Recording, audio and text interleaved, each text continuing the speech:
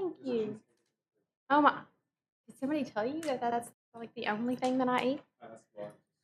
Oh, awesome. Wait, does that mean we're ready? We are ready. Okay. Good evening.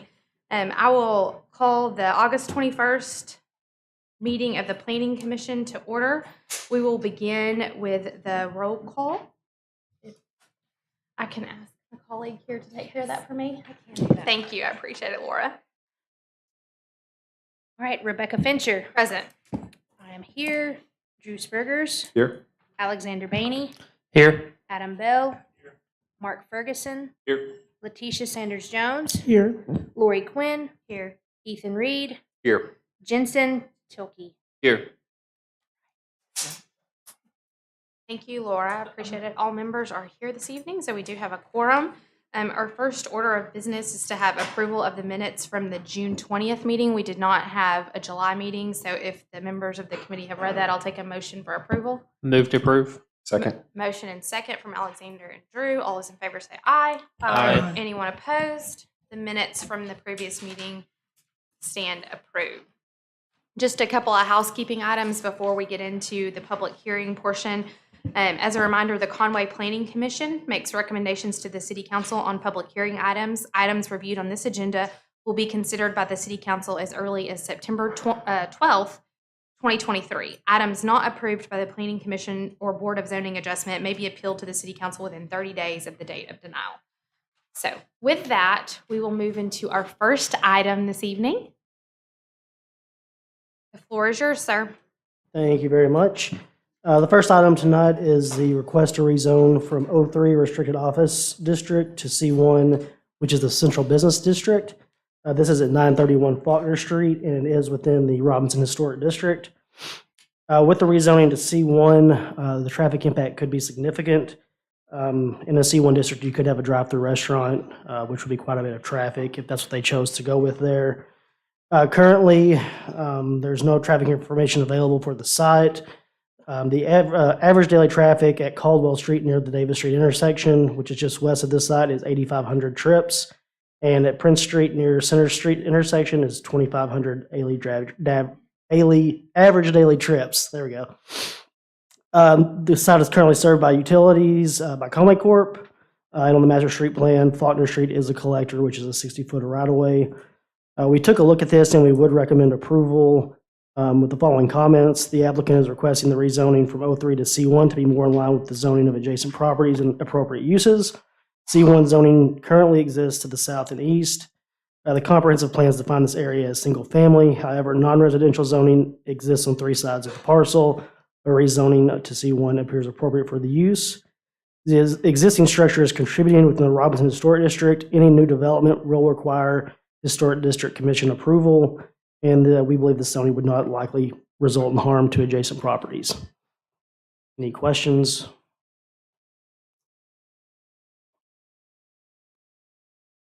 Thank you. Is the applicant here to speak in favor of this request?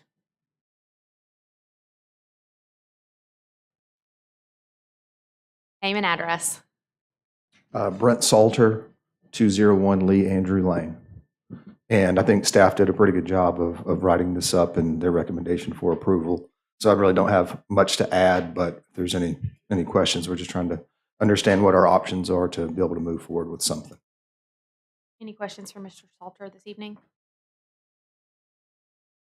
Thank you, sir. I've got one. Oh, just hang tight. Sorry. Just curious, do you have any immediate plans for why the request is here? No, we're trying to understand what our options are. So. Thank you. Is there anyone else here in favor to speak in favor of this request? Is there anyone here to speak in opposition to this request? Come on up to the mic, state your name and address for the record, please. My name is Dan West. I live at 920 Center Street, which is immediately behind the property.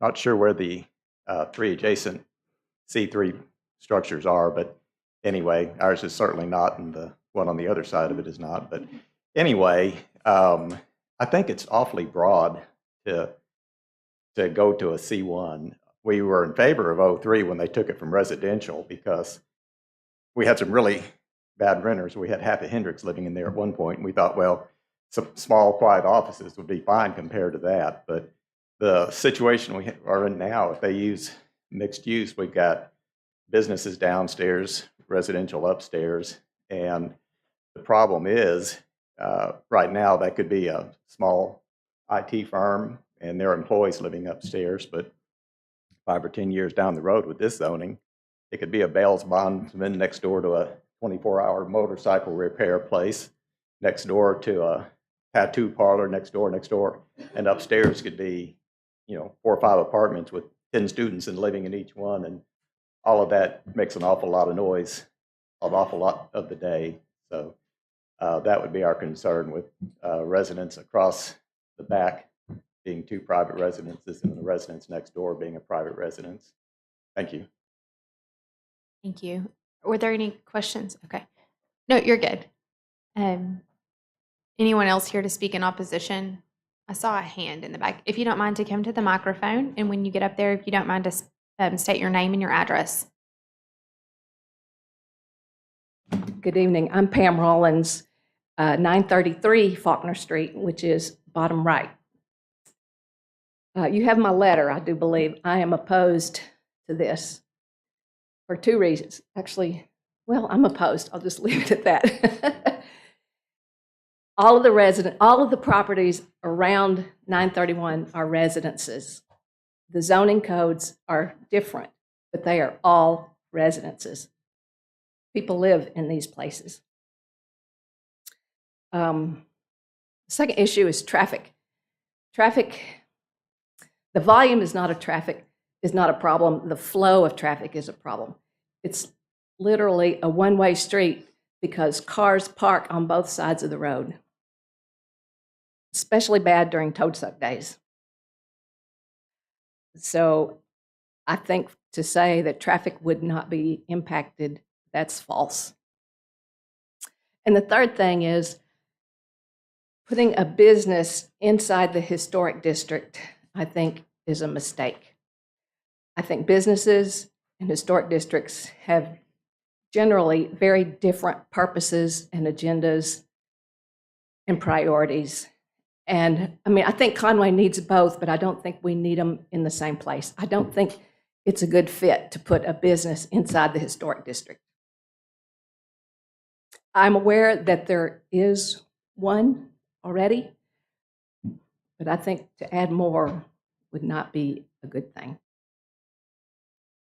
Do you have any questions? Any questions for Ms. Pam this evening? I think we're good. Thank you so Thank much. you. Come on up.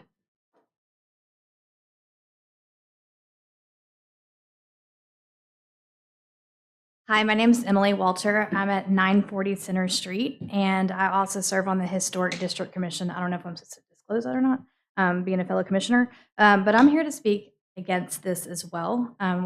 All of the neighbors are pretty upset about this. Basically, for what Pam said, it's the traffic flow for it. I understand that the majority of these on the east side are C1, but they are all quiet offices. And in what I came here today, I wasn't sure which side I would take.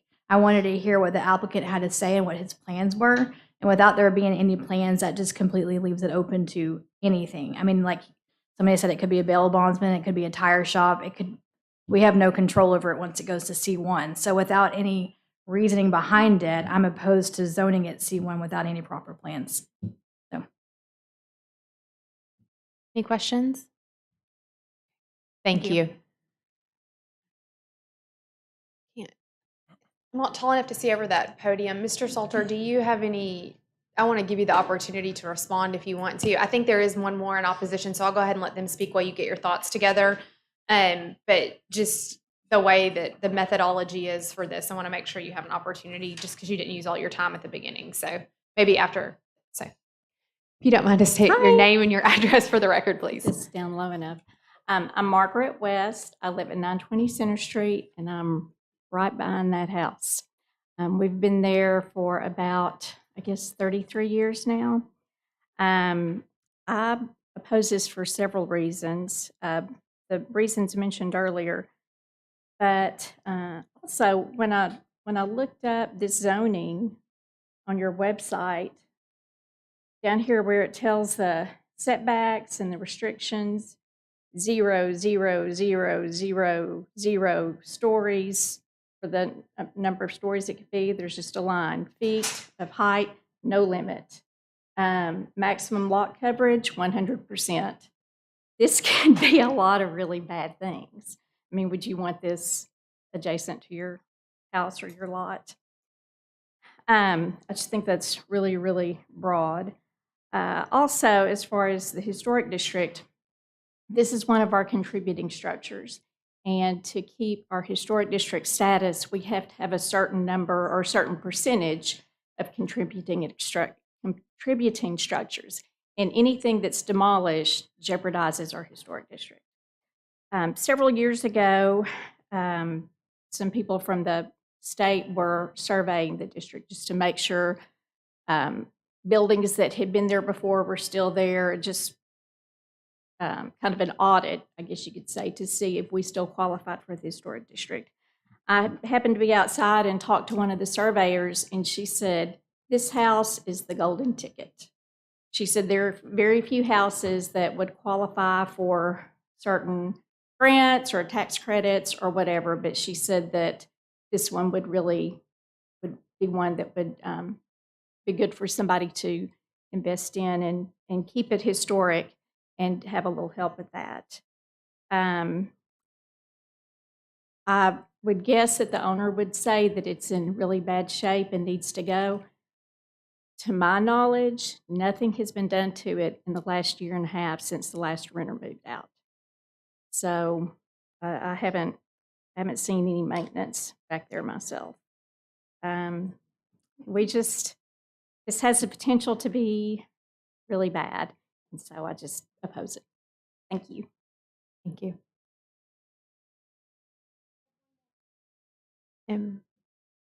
Well, sure. Maybe, yeah. No, you're fine. I did not do a great job of kind of laying out the structure for response, so go ahead and then I'll do that on the next item. I kind of failed you as your chair this evening, so go ahead. I just wanted to make a comment about the house. The house was built in 1887. It was the home of a doctor who practiced in Conway. It was Dr. Grayson or Dr. Grayson, I don't remember the name. But it does have historical significance. And it is within the historic district.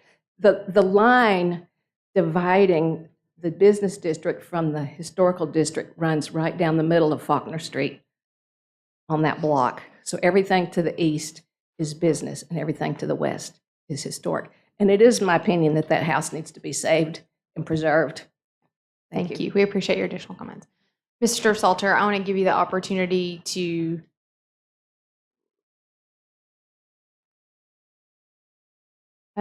okay. Just a second. To speak in opposition?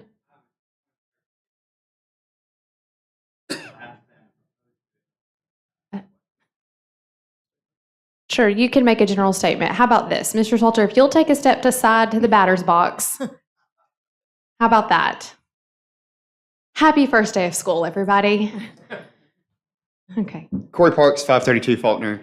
I'm curious, so I'm appreciative of the historic district, but would this not be, even if it goes C1, would it not be restrictive based on it being in the historic district? Like, aren't there going to be some guidelines around that anyways?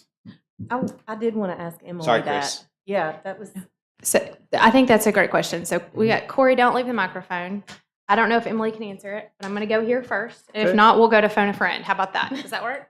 So Chris, do you want to take that one? I can. So when this would have to go to, depending on what the owner of the property moved forward with, it would have to go to the Historic District Commission based off of certain uses or certain changes to the structure. So if they're proposing any changes to the structure, I would ask Ryan for a point of clarification about the demolition. There was a comment about the demolition, if the demo would be a part of that.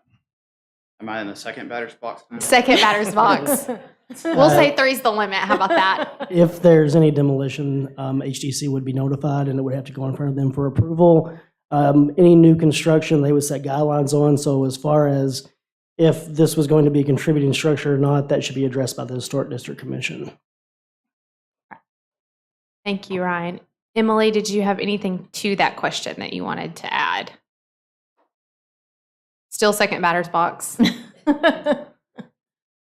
So that goes back to what I was saying, which is we don't know what the use is. So why are we rezoning something on a residential street? I mean, that side is residential and they can't knock that house down without permission from the historic district. So yes, it probably won't turn into a tire shop. I don't mean to keep using that, but it's probably not going to do that. But that is a historic house. So why are we rezoning something that we have no plans for in a residential, like Faulkner Street is the start of the Robinson Historic District. There's a reason that we all live down there. We take pride in the brown street signs that are the Robinson Historic District. And I don't see why changing it to C1 is going to help anything in this matter when we have absolutely no plans for that structure and have no idea what it is. Thank you, Emily.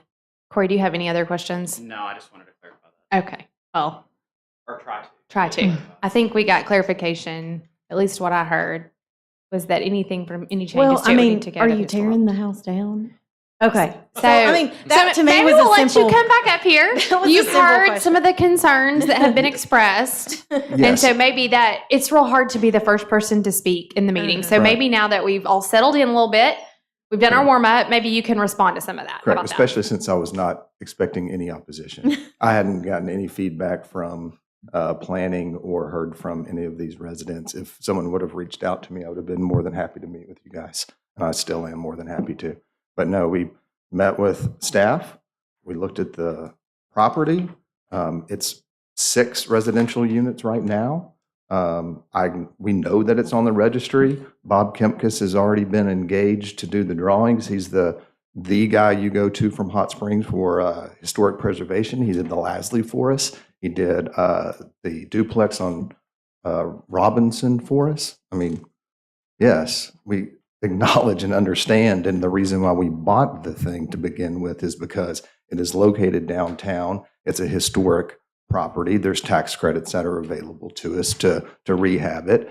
When we purchased the building, there were residents in it, and I would agree they were not the right residents. We got rid of them. We got new residents in. Over time, the property has gotten dilapidated to the point where we've had to board it up until we know exactly what we're going to do and how we're going to move forward. In our analysis of what does this piece of property look like and what are its abilities and what are the options, and with it being so close to downtown and the businesses that are right down the street, I went and met with staff. It was their recommendation, and they agreed that C1 makes the most sense for this piece of property considering where it is within the city. And the fact that C1 is all around it. I understand that I've still got to go through site plan review to meet all the city's requirements. I've got to go through the Historic Commission to get their approval. But yeah, so again, I would have probably started this a little bit different if I would have known that there was going to be any opposition, and I would have been more than happy to meet with any of them to see if there could have been any additional discussions. But from where the property sits in Conway as it relates to downtown, it makes sense to be able to utilize this building and this piece of property for its highest and best use. And so that's what we're trying to do, is get it zoned so that we can understand what our options are, so that this piece of property, again, we acknowledge and understand the jewel that's sitting there, and also the tremendous amount of hard work and time and energy that it's going to take to bring this thing back. But that is our plan. Are there any questions for Mr. Salter at this point? Yeah, go ahead. But would a conditional use be a possibility instead of trying to rezone, just get a conditional use for the existing zoning? Once you have an idea of what it might be? Is this a question for the staff? I Or see. just a recommendation going forward, like if you get an idea of what you want it to be, Mhm. maybe consider Conditional, conditional use. I can answer that, Madam Chair. So conditional use permits are based off of each individual use. Just if you look at the use chart as part of the zoning code, then it would be attached to a specific use. So a conditional use for an O3 type at an O3 location may vary from what's allowed to receive a conditional use permit. You can't just blanket get a conditional use permit for any use. It has to be an allowed use to identify that. So but there's going to be a different set of conditional use permit allowances for O3 and C1. One of the things that we looked at was there's C1 on both sides of the street. This is kind of a small area of O3 that it's kind of a difficult location to talk about. This is why we're having this conversation. But when we're talking about when we're talking about whether or not C1 would be there, we are talking about the uses. The Historic District Commission items would go to the Historic District. So we try to keep those as two separate categories when we're talking about land use. So this is kind of a challenging one because of what the current zoning is, and I'll turn that back over to you. I think that's good question and good clarification. I think you had two questions. No, just one. Okay, I just one. Does someone over here have a question? Go ahead, Lori. I have two questions. One, just for the public to know, does the staff not email an applicant when there's opposition so they know when they walk in here? I just want to know that for. Lauren's telling us no. So Okay. just for, I think this is good, right? So just for the community's understanding that when we receive feedback, whether it's in the opposition or in the affirmative, it sounds like that does not get sent to the applicant. Okay. I would have one thing to add to that. If we receive that opposition prior to the date of the agenda, we do typically try to add that to the end of the agenda. We did have opposition from Ms. Rollins that was a part of the package for this project. So we do send that out to the planning commissioners and the appropriate people that's addressed to. That may be something that we look at moving forward. I think it's a good question. I guess maybe I shouldn't have assumed no news was good news. at the I same would time, have, too. well, I mean, I think that's a legit thing for you to, I would want to know that before I came in and be prepared. But if there's a reason that we can't tell an applicant that, I guess for me, for clarification, why, if you send it to us and we did get all of your letters of opposition tonight, we get an email, but I would think the person coming in would want to know that and be prepared. Yeah, that's definitely something we can look at our policies on and Okay. see if we can make some sort of accommodation for that. There was especially probably a if there's policy made lot. not to do it. And now let's just undo that That's policy. right. How about That's that? I would also point Process out- improvement. I would also point out that this is a public hearing, so we're going to have additional items at a public hearing that the staff wasn't part of the discussion. They can bring forward items from individuals. And then my second question was, just for clarification, in our notes that we got, it says this particular building has zoning on 3 sides of it that are non-residential. Is that, just because I heard the lady who was up here earlier showed her house in one of the pictures, so. But it looks like there's more than 3 touch. Well, since that picture was included, I was just trying to, I'm assuming the other 3 in the picture are the ones that are. I think that's probably, can Ryan, get do you know? Oh, Chris. If you look at the bottom of the screen here, the yellow box indicates the O3 lot. That's our project, or that's this project location. On the north side of that is an additional O3 zoned lot. On the east side of the street, there's C1, and on the south side, there is C1 also. The R2A is a mixture of single family and duplex zoning. So there's a little bit on the west side of this, which is has a different frontage, does have the residential use that would pretty much predominantly be residential use on the R2A. So on that side of the road is residential. It's a different street. Okay. So if you look at the tan colored lots in the bottom left-hand part Yeah, of I the drove screen, by there. I just Yeah. couldn't tell what one of them, I couldn't tell from the outside if it was like a duplex or residential or what. Okay. That's it. Those are good questions. Thank you, Lori. Any other questions from the commissioners? Is this structure on the National Registry, or is it strictly just historic district? Before we answer that question, I'm just, do we need to bring this into commission or do we have questions for Mr. Salter? I think we can bring it in. Okay. I'm gonna let you sit down and then Ethan, can you just re-ask your question? Yeah, so is this Thank just you, in Mr. the Salter. historic district, or is it on the National Registry? I know there are different guidelines for both. So when we submit an item to the Historic District Commission for historic district considerations, we do a thorough analysis with our historic district staff. That would be Tara. So she would do a thorough analysis and provide that information to the Historic District Commission for their consideration. This item is officially back in commission for discussion. That's a good question, Ethan. I just have one question. On the comprehensive plan part, it says that it's single family. Yes. So I know that the comprehensive plan is changing as the city changes. So is there anything right now that says this area is planned on changing, or is it predominantly going to stay a single family type area? That's a little challenging. Right now we're experiencing, especially on these type of fringes where you have commercial that transitions into residential areas, we're looking at that in staff for future amendments. However, right now, the comprehensive growth plan doesn't really match in this specific area. There's different areas throughout town where that's the truth. And we are looking at potential updates in the future of that. However, right now it does not appear to match in this location for some of this specific region. So that's why it doesn't match. We usually go with the comprehensive plan unless there's some sort of a development pattern in an area or a rezoning pattern in an area that doesn't seem to have matched the comprehensive plan. But that's something we're definitely looking at in the planning department for our long range goals. I think the fact that there's C1 neighboring it supports the comments that you just made there. That question. Other questions or discussion from the I commissioners? mean, I'll tell you where I'm at on it if you're ready. Yeah. Good conversation. I think I'm supportive of it. The fact, given its current state, I think anything to improve that is a positive. And I totally understand the comments about the uncertainty of the plan. That was the first question I asked because I too had that question.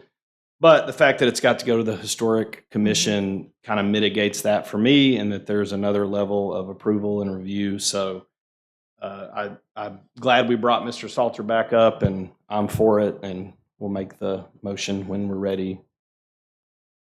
There's no other discussion. I'm ready to receive a motion. I will make the motion to approve staff's recommendation. Seconded.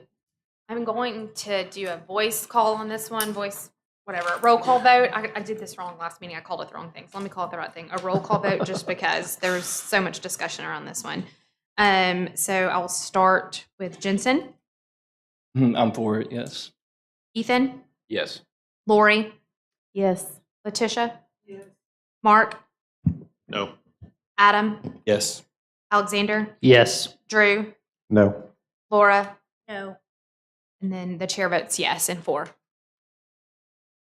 7 for, 3 against. We have 7 for and 3 against, so the motion passes. So with that, we will move on to our next item. As I mentioned earlier, I failed you as a chair to lay out the template for the meeting, so we kind of went through a trial run there. We will have staff review the item. We will ask for the applicant and those to speak in favor, and then we will move to those speaking in opposition. The first speaker on representing each area has 10 minutes, and subsequent speakers have 3 minutes. We do ask that if there are multiple individuals to either speak in the affirmative or in the opposition, that you please try to coordinate your comments. We want to listen and hear all of those comments, but we also want to allow time to ask thorough and thoughtful questions. And so typically if we can say to about 3 folks on each item in the affirmative and the opposition, that helps the commission to have the opportunity to ask good questions and have good discussion. And so you kind of saw the template that we ran through earlier, and I apologize for not going through that. I'll have to add that to my housekeeping notes at the beginning. So with that, we will move on to item B. Beth, the floor is yours. Okay.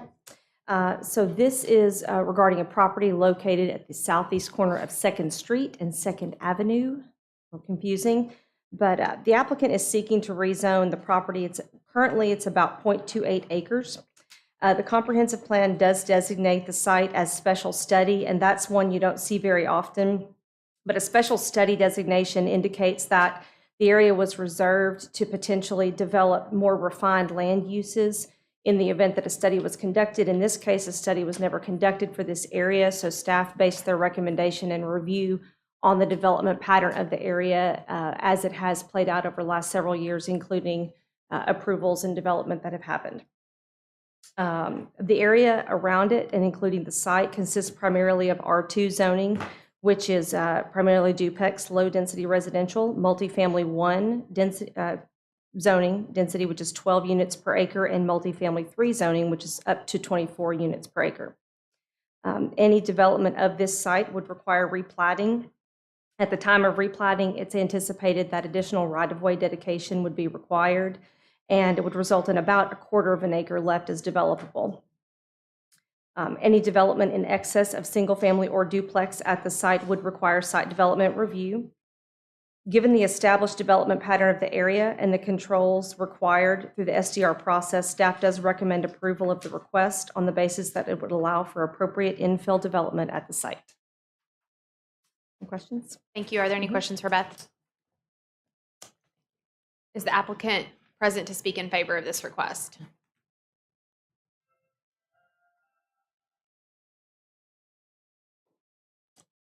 Still Brent Salter, 201 Lee Andrew Lane. Yeah, so, well, we've owned this piece of property for a handful of years, and what we're doing as a whole is with pricing and interest rates the way that they are, is we're kind of going back to look and see what land do we already own that we can do stuff with and do some smaller incremental development. And so this one has come back up on our radar. Met with staff, looked at what the possibilities were. We felt like 6 was the appropriate number of units to go on this site. 6 would require the MF3 zoning. Would you mind going back one slide, I guess? Can you go back to the aerial? So if you look, yep.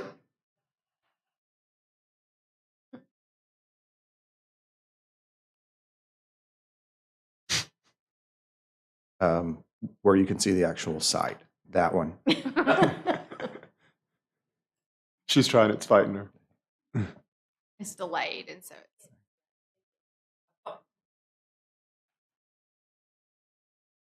Yeah, that one. Stay. Correct. Okay, so we are the yellow square. If you look directly across 2nd Avenue, those 3 buildings are duplexes. So virtually in the same footprint across the street is 6 units. So we didn't want to do individual standalone duplexes where you park and cover the sidewalk. We're looking at doing more of a townhome style where you would enter the garage from the rear. So in order to be able to accomplish that product in this setting and get the 6 units, MF3 was what me and staff felt like was the appropriate move. Any questions for Mr. Salter? Okay, thank you so much. Is there anyone else here to speak in favor of this item? We will move on to speak in opposition of this item.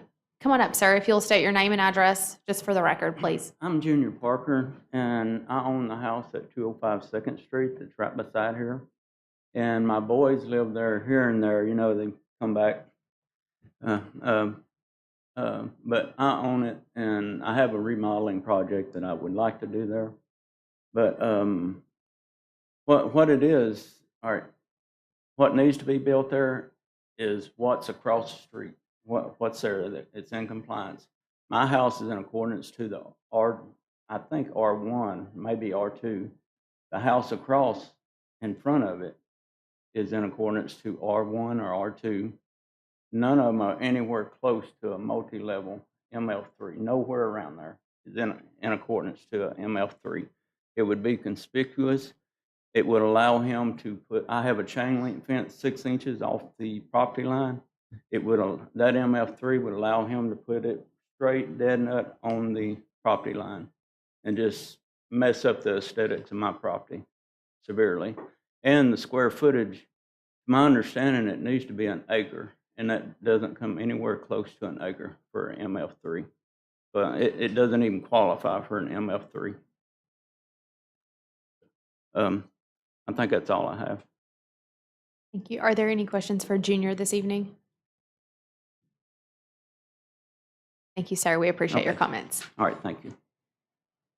Is there anyone else present to speak in opposition to this request? I don't see anyone, so I'm going to go ahead and bring this into commission for discussion. Oh, yeah, Beth, do you want to make a point of clarity? Go ahead. I would like to clarify, in the maps that you receive for each item, you receive an aerial, you receive a zoning map, and a comprehensive plan map. Unfortunately, what the zoning map often doesn't show you is that there's an overlay in many times where there's a conditional use permit. So while the property to the west is zoned R2, I do believe that on that property and a few others in the surrounding blocks, there are conditional use permits that allow a multifamily density in an R2. So that's just an additional consideration. As far as it's not just straight zoning, so there's other things that play there. And I did want to address the 1 acre, if there's a question about Yeah, that. actually, please. yes, that would be great. Okay, all right. We appreciate your anticipation of Okay. our questions. So what the code states is that no multifamily district shall be less than 1 acre in area. This requirement has been interpreted as the presence of at least 1 cumulative acre of the specific multifamily zoning district in the immediate area. In describing the intent for each multifamily zone in the code, it references multiple factors, including uses, buildings, structures, and characteristics, which would be spread across multiple zones. And this differentiates it from the 1 acre district requirement. The zoning code also has a table where it lists minimum lot requirements, minimum lot areas. So the minimum lot area for a multifamily 3 property is only 6,000 feet, which is obviously much less than an acre. So the zone clearly differentiates between the 1 acre district, which is the overall presence of at least an acre of this property, versus the minimum lot size. And the intent is to prevent spot zoning. And so that's what it would do in this instance. Are there any questions for Beth based on this additional information? Thank you, Beth. I appreciate that clarification. Commissioners, what say you? I'm sorry, we brought it back into commission for the evening.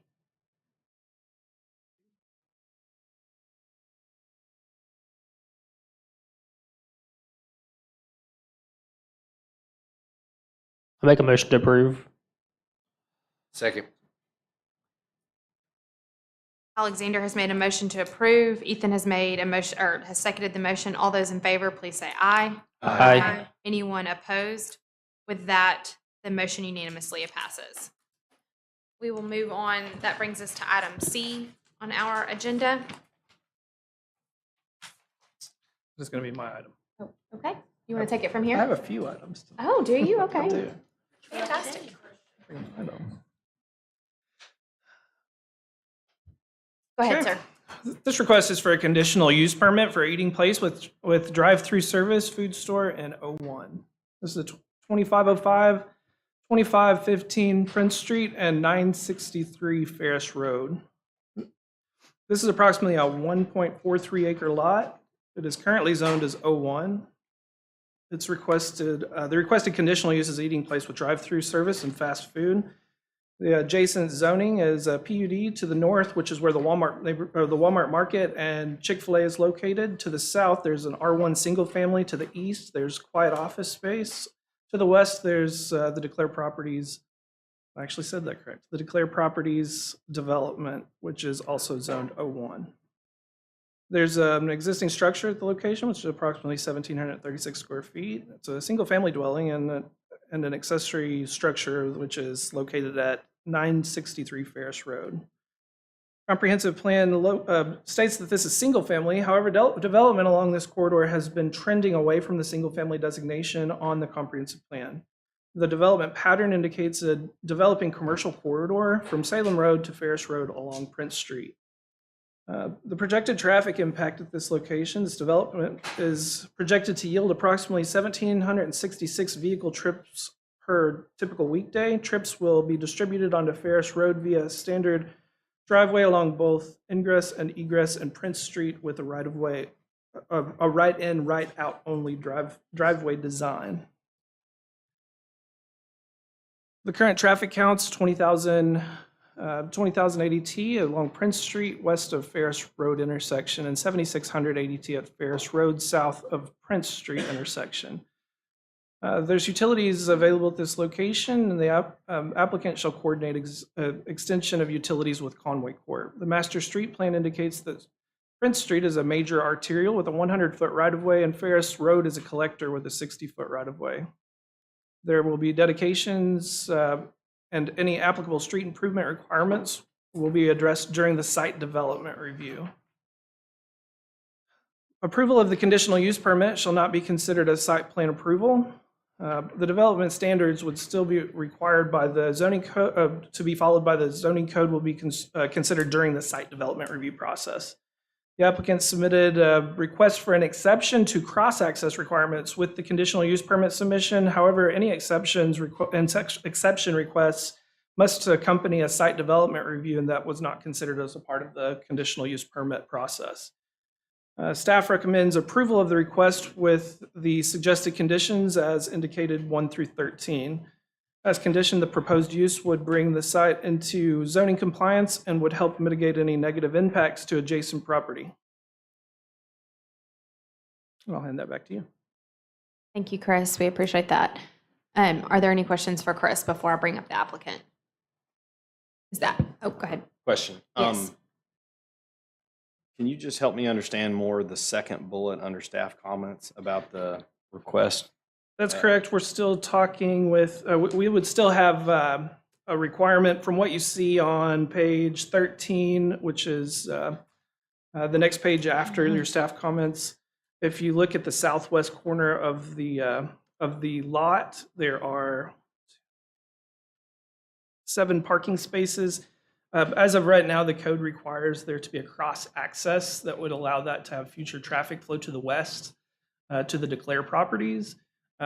To accommodate as shown, it would require an exception from the ordinance, and that will be considered during the site development review process. As shown, that southwest corner would not follow the development guidelines for the city of Conway and would require the exception. So we felt it was necessary to include that staff comment to ensure that they understood that that wasn't being approved with this request. That's the easement, correct?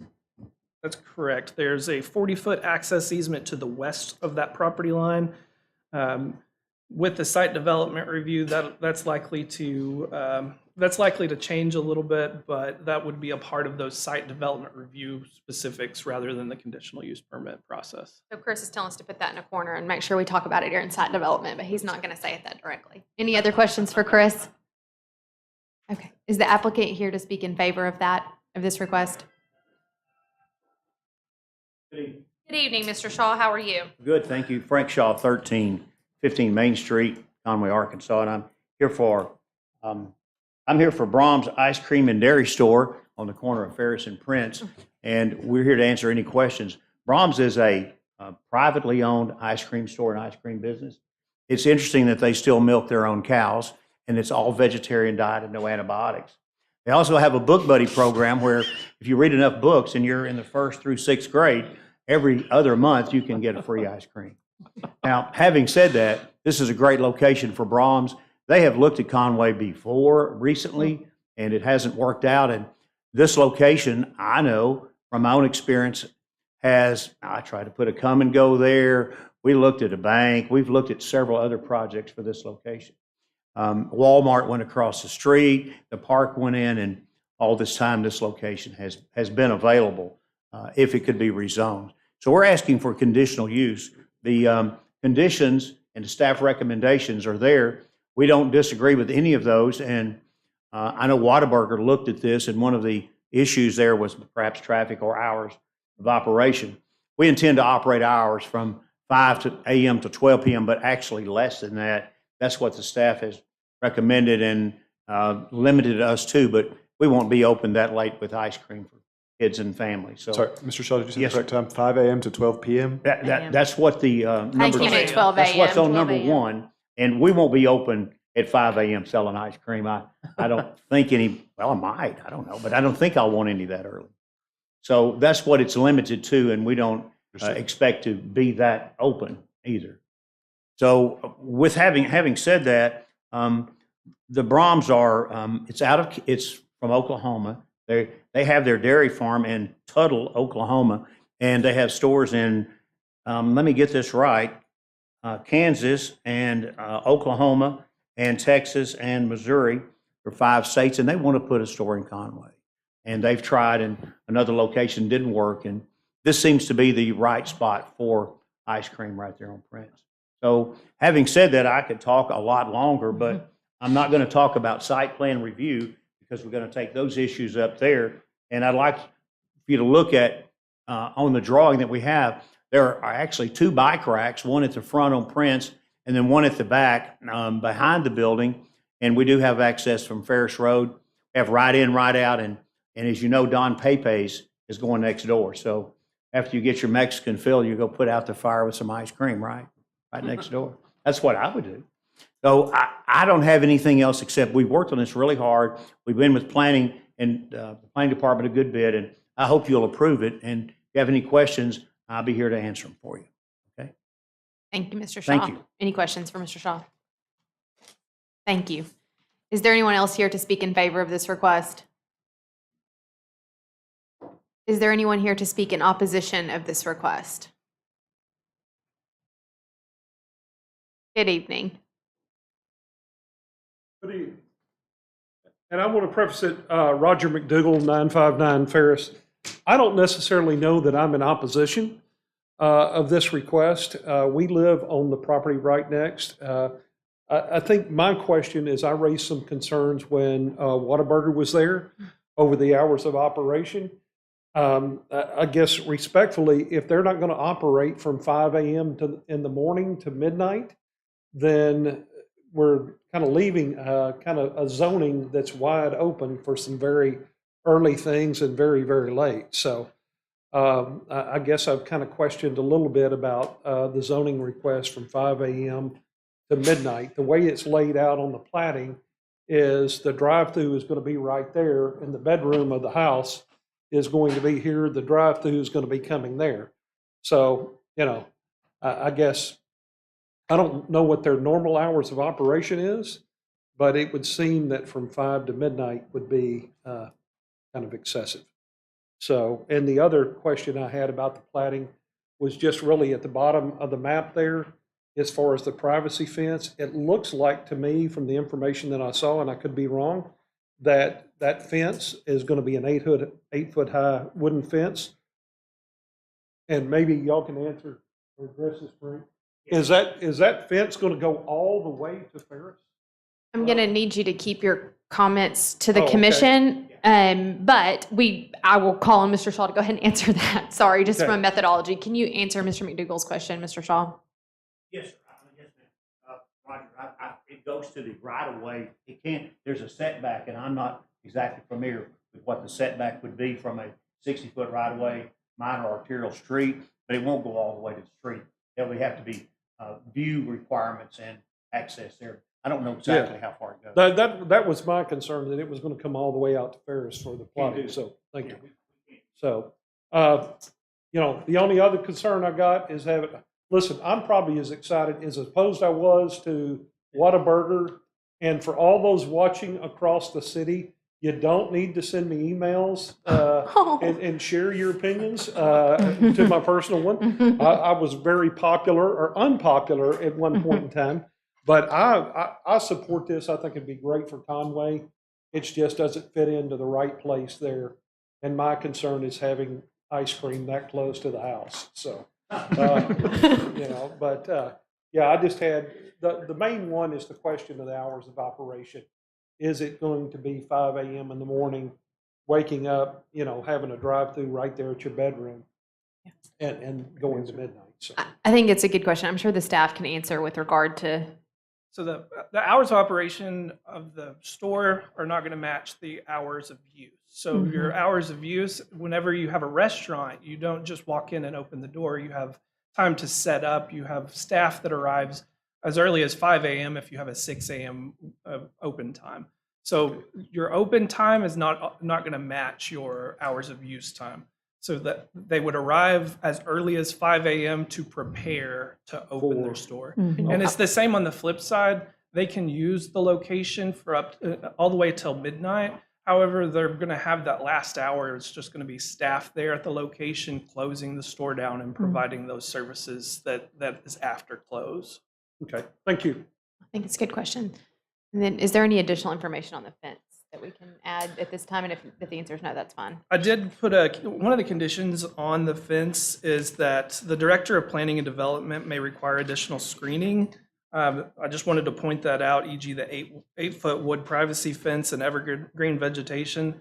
But also you have line of sight type of considerations that staff will look at. We'll have engineering staff and planning staff both looking at those to ensure that there's an appropriate line of sight and that it follows any of our setback requirements. Thank you, Chris. Is there anyone else here to speak in opposition before I bring this back into commission? Thank you. I appreciate you making that the batter's box. That's what we're doing going forward. So with that, I will bring this into commission for discussion. Yeah, I'm supportive of it. I think the similar request we had, I don't know, 6 months, a year ago was the hours of operation, which is addressed here. So I'm for it. And I did Google all of the Braums that are near us, and none of them stay open later than 10:30 or 10:45, just FYI. So their hours, you would just have few employees shutting the business down, not the drive. And again, I guess that could change, but none of their other stores are open that late. So I am ready to receive a motion. Make a motion to approve. Second. Motion from Drew, second from Lori to accept the staff recommendation. All those in favor say aye. Aye. Aye as well. Anyone opposed? Let it stand that the motion passes unanimously. And so that brings us to, Thank you for your time and attention. thank you, Mr. Shaw. We appreciate it. I would like to know if Brahms is going to let you milk one of those cows, but we can save that for discussion after the meeting. Okay, I think that'll be good. That'll take us to item D.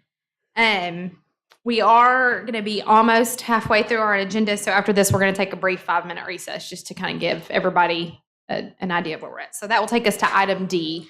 Madam Chair, this item is to request a rezone from I3 and PUD to S1. That is an institutional use. The location is at 450 Corporate Drive for a site area of approximately 27.73 acres. The current zoning is I3 Intensive Industrial District and PUD of a planned use portion of a planned use district. The requested rezone is S1 Institutional District. Adjacent zoning on the northwest and south is a PUD. On the east side, there's I3 zoning.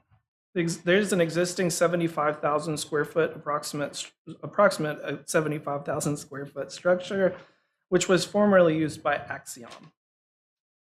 The comprehensive plan indicates that this is a special study area. The impacts for traffic were anticipated by the city of Conway with improvements along Central Landing Boulevard, 6th Street, and Bruce Street, as well as internal traffic plans with the Central Landing PUD considerations. Current traffic counts are 12,000 ADT northwest of the site at Bruce Street and East 6th Street intersection, and 14,000 ADT southwest of the site, Dave Ward Drive and Harkrider Street intersection. The site is currently served with utilities. 6th Street is a minor arterial street with a major arterial street with a 100-foot right-of-way. 9th Avenue is a collector street with a 60-foot right-of-way. The proposed Central Landing Boulevard extension is a major arterial with 100 feet of right-of-way.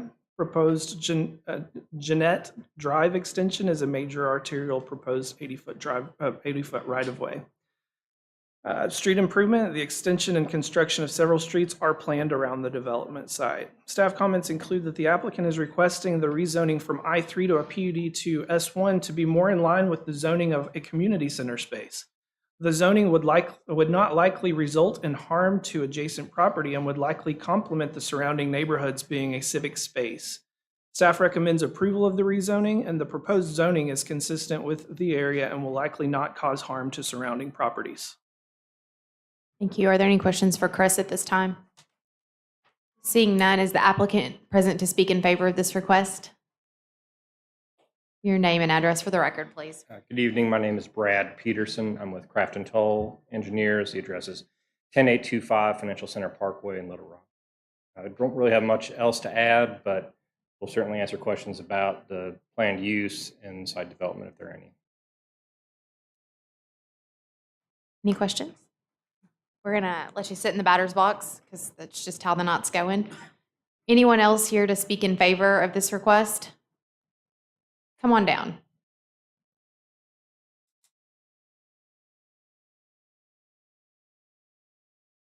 Corey Parks, 532 Faulkner Street, or 900 Oak Street, I guess in this case.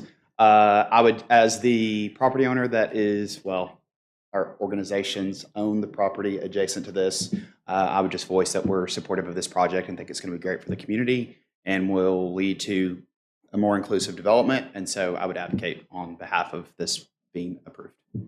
Thank you, Corey. Let the record show Corey was speaking on behalf of the chamber or the CDC. CDC. Who are you representing today? The CDC. Okay. Thank you.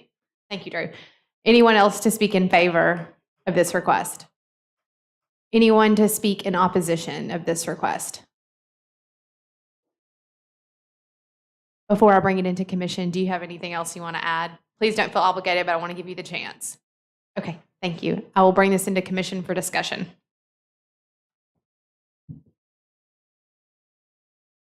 I would like to make a motion that we accept the rezoning as proposed. Second.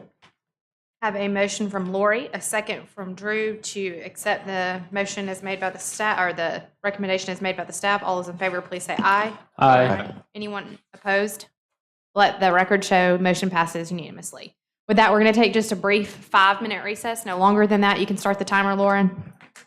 Is it cheesecake break? What? Is it cheesecake break? Oh, there's cheesecake. Y'all can have cheesecake. No, bathroom.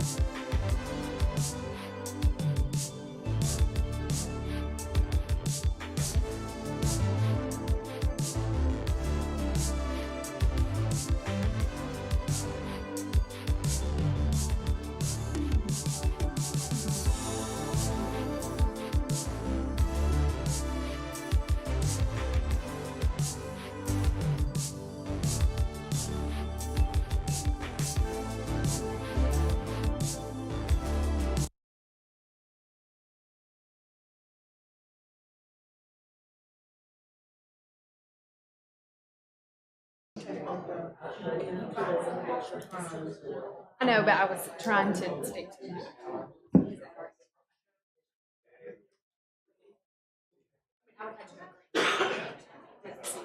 The first one she let show again because she didn't say the rules. The next time she said you have to come up, do your, which really you did do shorter. Technically, we don't allow them. So we don't technically allow them.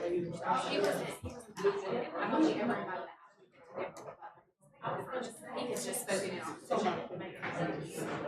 Yeah, let's look at that. We can read it. Like if they don't use, like you're saying, if they don't use all their time. Well, because we allow them to bubble right now. And we're not allowed. We're not allowed.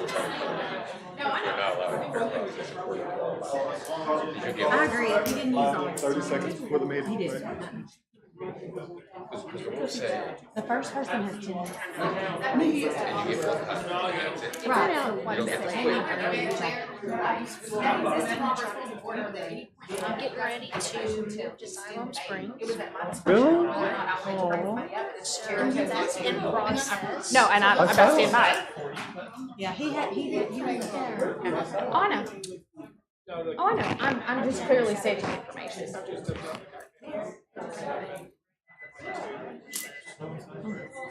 You're welcome to direct him to me, and I'll be glad to talk to him. It's my decision. We're not going to make a bylaw exist in our responsibility to make this situation.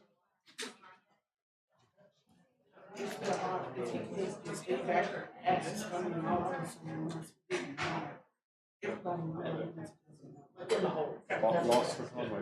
So we just wanted to know. You can always direct him to staff. I get it. If we have upset citizens, I get paid by the mayor to deal with upset citizens. Really? I didn't know anyone was ever upset. I think department. I don't deal with upset, I resolve issues. Is it red or white to go? Is it red or white to go?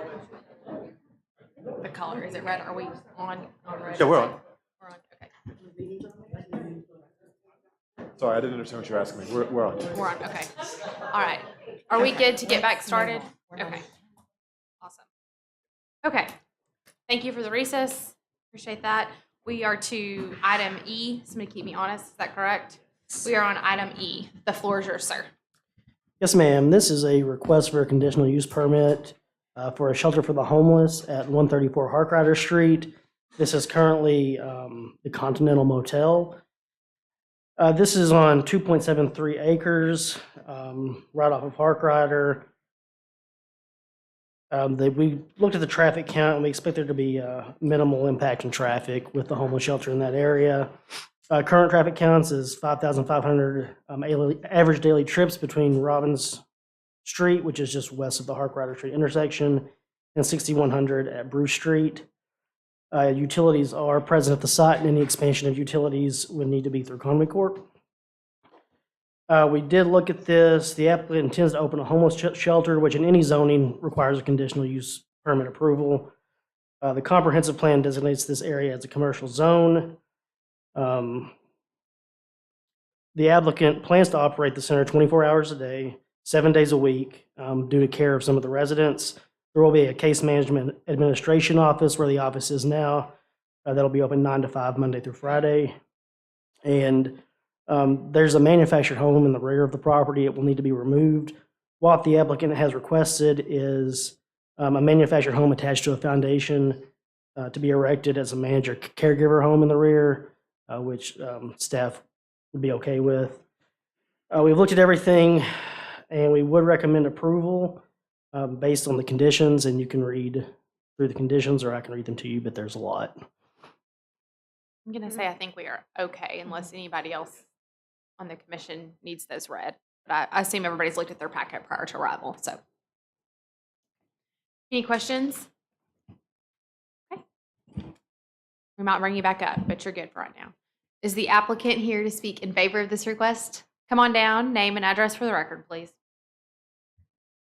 Hey, I'm Spring Hunter. I'm at 225 East Robinson, Conway. I Mostly just wanted to bring up the subject that I know that talking about sheltering the homeless anywhere in Conway is a difficult subject. I know there's always concerns about property values and what is adjacent to the property. But this really is a conversation that we need to have. And I know you guys have been provided with our program operational manual that we've provided. And we're happy to answer any questions about that. But one thing that I did want to just remind the Planning Commission is that the city has a really solid plan for sheltering over on Gum Street single adults in the adult shelter over there. But currently there is not a solid plan for sheltering families with children. And during our homeless count last year and working with the Faulkner County Public Schools, in the fourth quarter of this past school year in the spring, we counted 843 homeless children that were registered to school districts in Faulkner County. And so this is a very real issue. Nationwide, about 40% of the homeless population lives in a family unit and is not a part of like single male, single female dormitory style housing. And so this is just something that we really need to have a solid plan for. The Ministry Center specifically has been sheltering and working with the city's homeless population for over 9 years now. We have been studying this subject. We've gone to other cities. We've learned from them. We have modeled our program working with Nashville and Memphis and Oklahoma City. We've really done our research on how to take care of families with children really well. We think that we will add value to that part of town just by being there and offering really quality programming. So we're happy to answer any of your questions. I don't really have a whole lot to add. We plan to use the property much as it's been used for the last 50 years.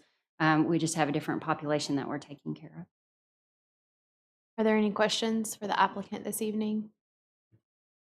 I am going to ask you to hang out in the batter's box if you don't mind. If someone has a better, example for me to use, I'm glad to take feedback on this, but this is what I got right now. Is there anyone else here to speak in favor of this request? Come on down.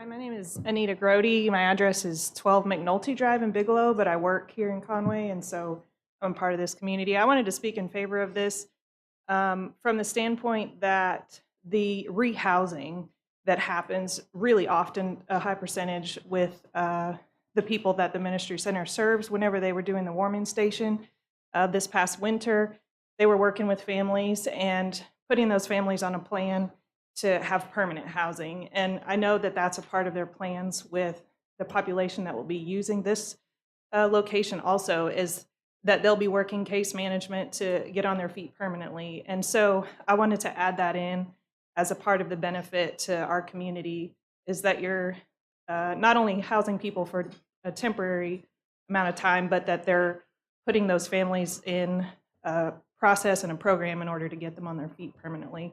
And so I just wanted to speak to the benefit, even just to that piece for our community. Thank you for those comments. Are there any questions? You're good. Okay, thank you. Anyone else to speak in favor of this request? Come on down, Junior. I'll speak in favor of it just because I agree with the goals of the intent of what they're trying to do here. Well, we appreciate that. Thank you. Any questions? Is there anyone here to speak in opposition of this request?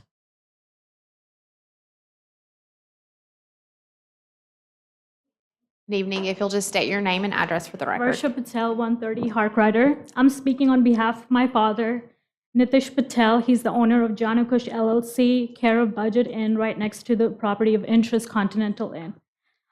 Firstly, I want to say this is a great deed that the Conway Ministry is doing for the community. However, we have some concerns and questions regarding the project filed by them because of the nature of the project and the direct impact it would have on its surrounding area and community. Budget Inn currently is a residential property for my parents, my 90-year-old grandparents, and myself, along with a commercial property serving the community by renting rooms to families, individuals for a night, week, months, or even years. The reason why the project concerns us, because we speak from a family experience back in San Francisco, California, where the neighbors sold their hotel to the city shelter. the homeless, and within a few months, the place became a shelter for drug addicts, sex offenders, caused nuisance, vandalized our family's property next door, so they had to sell their property at a low cost to protect their family. This is why we are concerned of possible trespassing and damage to our property in the future. We understand the document mentions that they will not serve sex offenders or anyone with recent, I repeat, recent violent criminal history, but this sentence alone reflects a lot of gray areas. If for any reason the council approves this project, we want assurance that being in such close proximity to the shelter home being planned, the ministry will strictly abide by the criteria they mentioned to the document, so we will not have to encounter the circumstances like our family did in California. Safety is definitely a concern given the nature of the project considered next to us, especially we're a residential and a commercial place.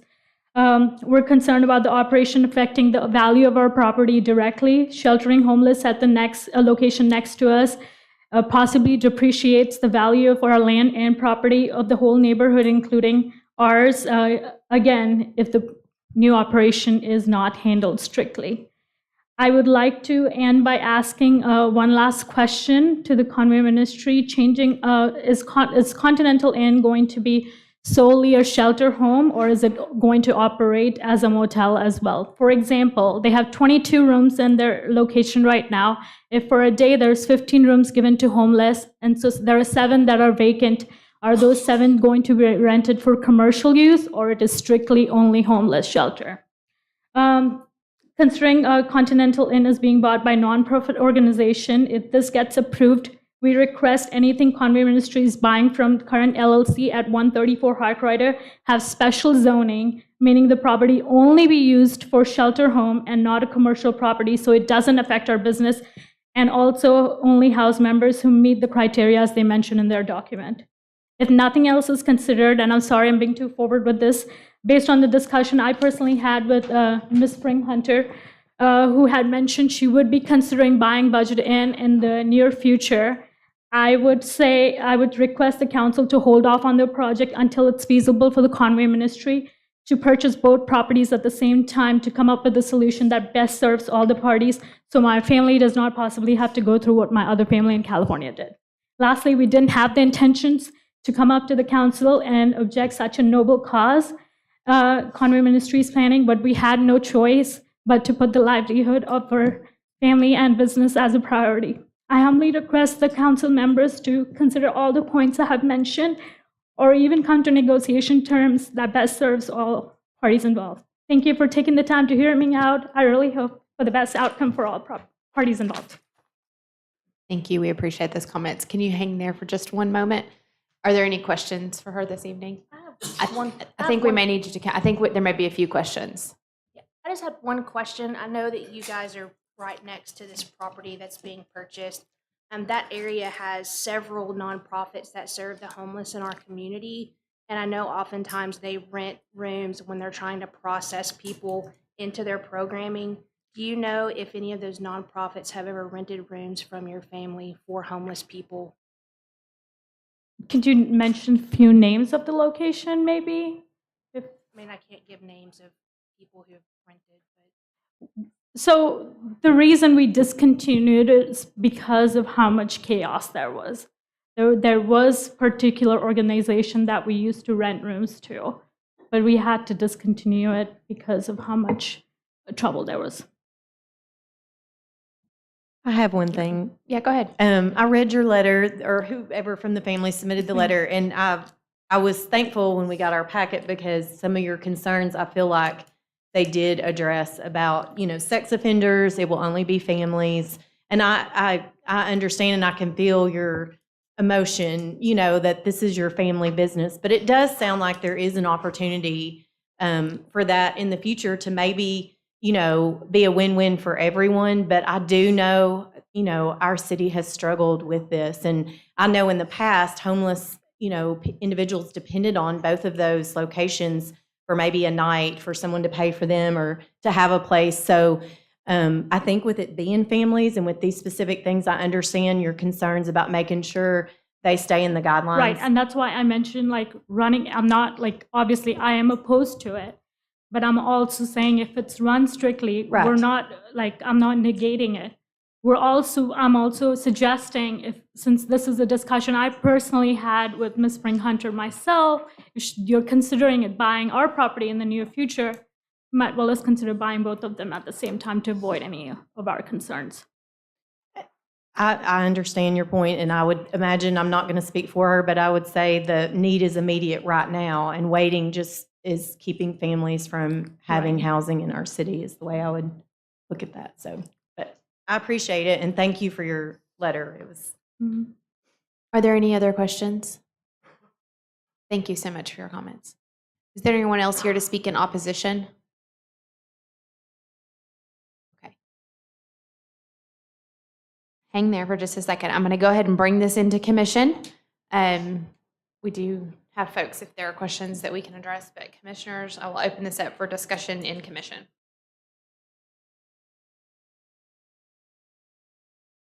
Well, I'm curious if there's a timeline on if this gets approved, what's the ministry center's timeline for moving forward? I think that you may need to answer that one. Well, the list of staff recommendations is long. And so the timeline that we're on, contractually, our closing date is November 15th, so we actually couldn't physically do anything with the property at all. We are looking at installing fencing. We're looking at going into each unit and giving each unit like a kitchenette. Like there's a pretty major process that would have to happen.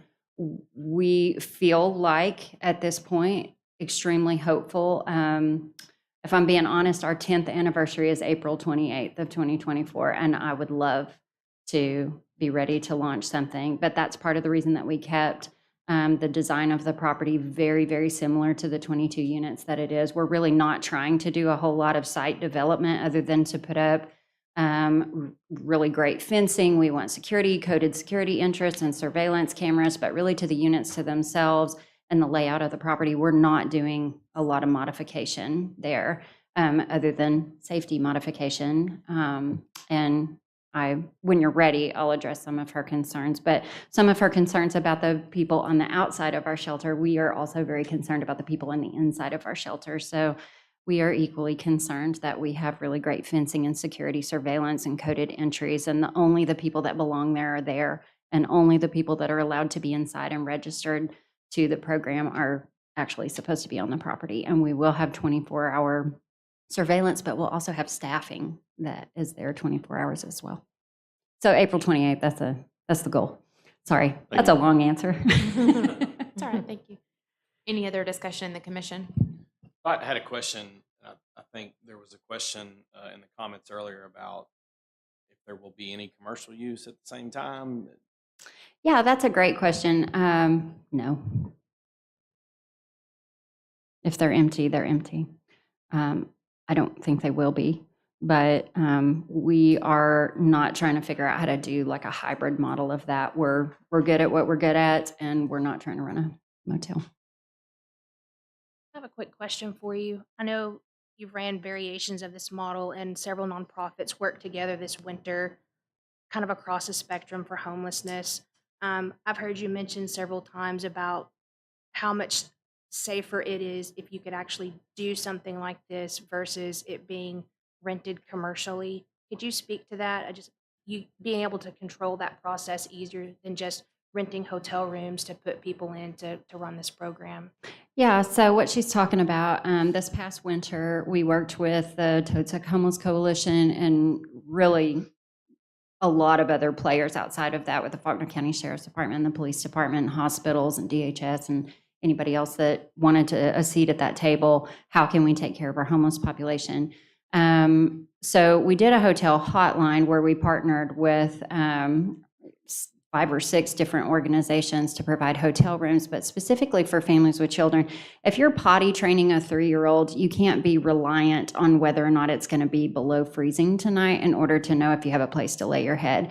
And so the Ministry Center rented 10 of those studio hotel rooms that are at the Eagle Suites. So those are set up like kitchenettes. We leased those for 4 months, and we sheltered 29 families in that time. And the ability to land a family somewhere for 2 weeks or 30 days, our family that stayed the longest stayed 53 days. And so them being able to stay there and then really engage in intensive case management so that they could move on to permanent housing was just an incredible benefit. And that's kind of what I alluded to before. Like, we went to other cities to study their models for family housing, and that's kind of how we drafted our family shelter model. We were hopeful going into the winter. You know, we've made this our business to study the subject for a long time. And so this kind of served as a test pilot for a future shelter.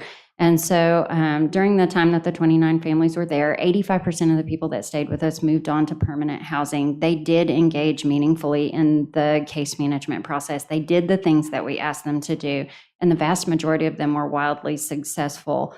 My biggest complaint about operating that program out of like leased studio apartments was that I didn't own the property. I couldn't fence it in. I couldn't have coded entry and control of who could come and go on the property. But that model operating out of that space was wonderful. I just needed to protect the people. So that really kind of opened our eyes to owning a hotel ourselves, or a motel. Good question. Thank you for that. Any other questions? Any other discussion, commissioners?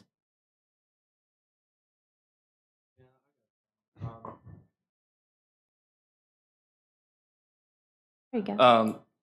So this is a very noble cause, and it is something that needs to be done across the country. And but sadly, how noble of a cause it is, it would attract more people around the area. And if you're on Harkrider Street, right there, right down the road is St. Joseph Middle School. I went to school there. Before it was fenced in, we had a problem one time with a homeless person wandering onto the playground. Teachers had to get us off there. Even though it is built for families, it won't just be families that hang around it. It's very, very bad of how this happens, but with these, how this will be set up, it would just attract homeless people, not just families, but, you know, people with addictions. And right there on Harkrider Street, it's a very fast road. Speed limit's 50, 45. That's not good for the drivers. That's not safe for the drivers. Train tracks right there. That's not safe for anyone. And with how the city is trying to plan the old airport out there, and the school right there, and a little bit further down Harkrider Street, there's a gym. My parents go there. They've had break-ins in their cars and stuff, and that not necessarily is just pointed towards homeless people, but just anyone who may be wondering about. So I just feel that this location may not be the best for this use. And the fact that it's only going to be 22 units, I would like to see something that maybe could be a little bit more units to help more families. But just with the surrounding area, I don't believe that this is the best use of that. Thank you for sharing your perspective, Jensen. Are there any other comments or discussion items related to the zoning request? A comment Go ahead. based on his statement. This is already an area where homeless are being served within less than a quarter of a mile by 3 different nonprofits. With a plethora of programming, they try not to overlap. There's already a men's homeless transitional housing there. There's already the homeless hub right there where they're serving the homeless every day. And then you have CAPCA that does rapid rehousing programming. So this is already where our homeless persons in our community are staying and are getting services. And this hotel in particular, I believe, has worked with several nonprofits in putting homeless persons up overnight until they can get into housing. So where this is going is not a stretch of the imagination. It's actually going right in the middle of where our homeless people already are.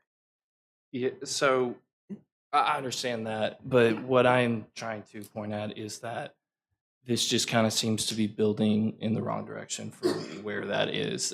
If you look behind Harkrider Street, there's a place called Chateau Village. It's a mobile home park in between Harkrider and the industrial park. It's actually called Oakwood, not It's what it Oh, used to okay, be. okay, I think you both have made your point. Are there comments related to the zoning that we need to discuss from a commission standpoint?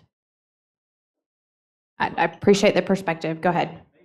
Just, again, I'd like to hear from staff on their reason for supporting, just to reiterate why y'all are behind it and what other options you may have looked at.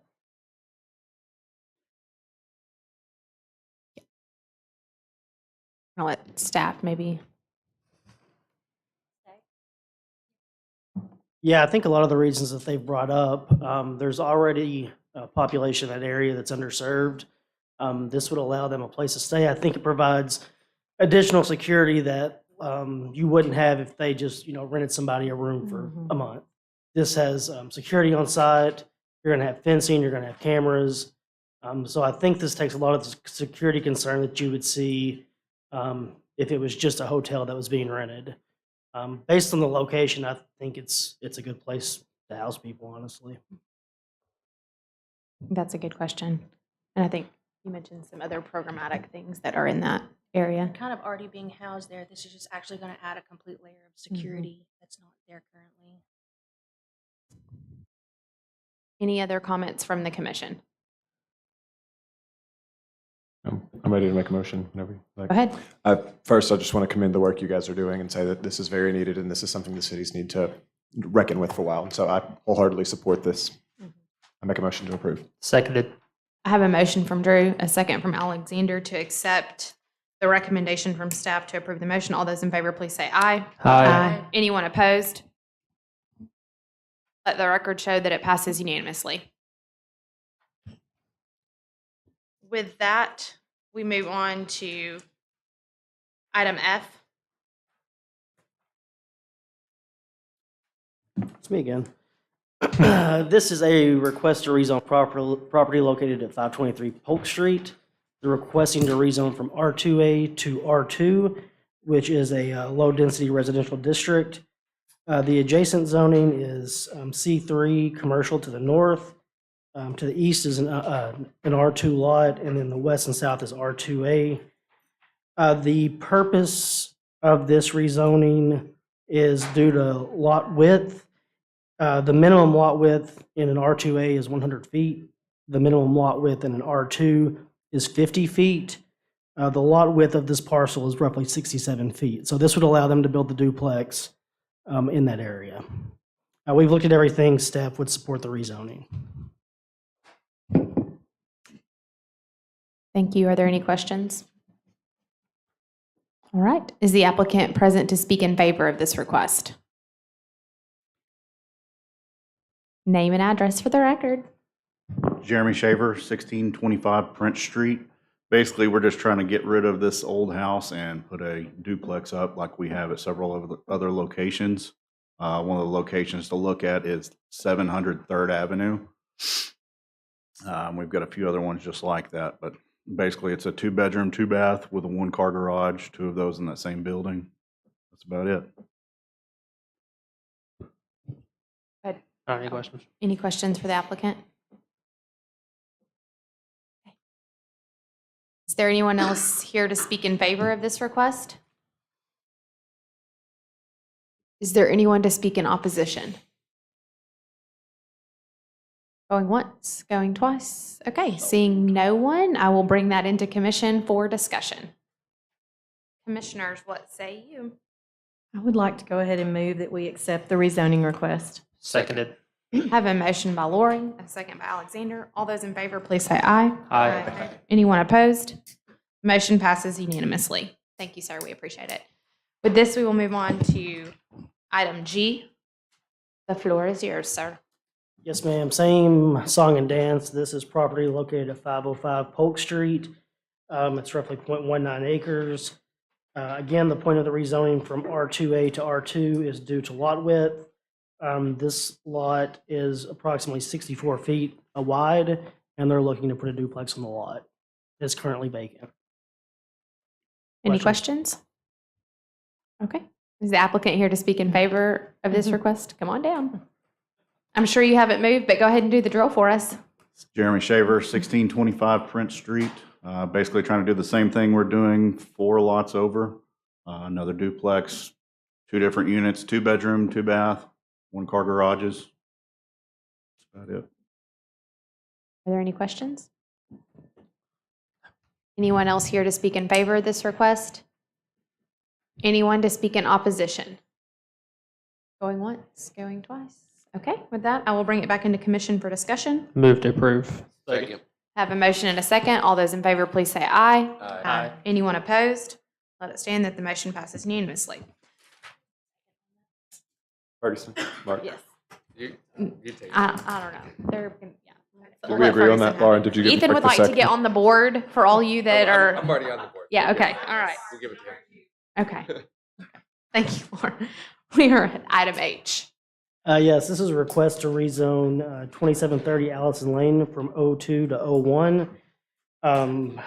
The reason for the rezoning is to put a parking lot. As you can see from the site photo, we need one there.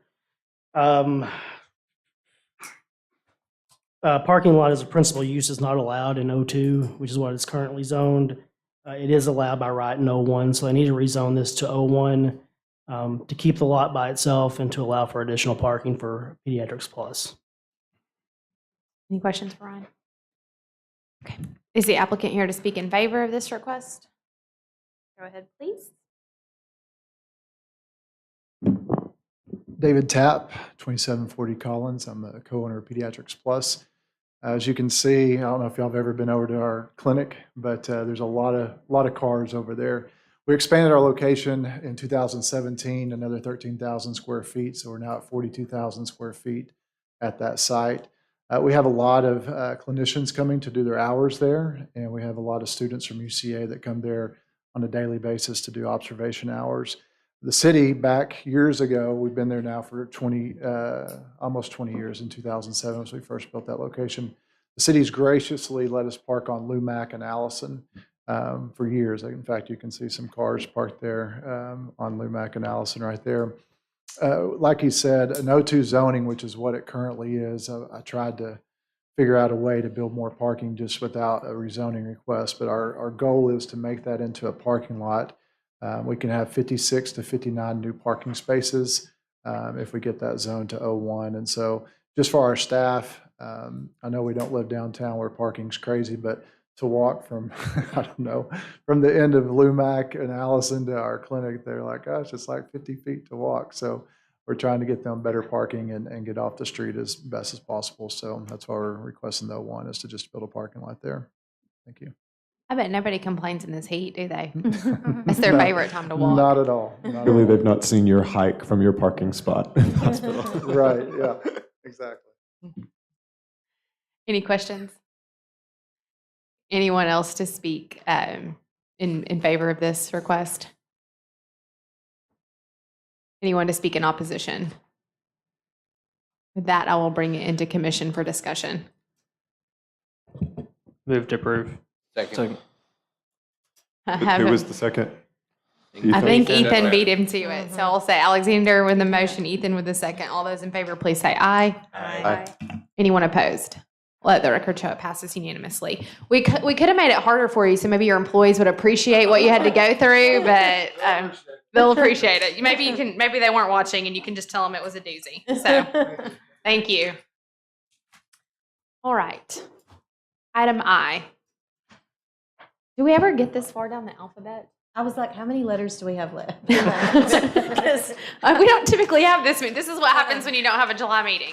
Okay, who's taking? That is my item, Okay. Madam All right, Chair. Chris. We have a request for a major modification for Central Landing Planned Unit Development. Commission probably doesn't get a lot of these. These are typically handled by the director. However, this was a rather large request compared to the type of consideration that the director typically handles in-house. The location of this request is southeast of Bruce Street and 6th Street. The site area is a full PUD. It's approximately 158 acres. The current zoning is a planned unit development, and the adjacent zoning is To the north, an R2 low-density residential, R2A, two-family residential, A1 agricultural, C3 commercial highway service and open display. To the east, there's an I3 intensive industrial. To the west, C3, I3, R2, and to the south, I3 and R1. So they've pretty much covered the alphabet. There's also R2 and C3 to the south. The existing structures at this location, there are some existing apartment complexes for Fontainebleau. It's a six-story it says multi-building. A six-story multi-building apartment complex exists within the full boundary of the PUD.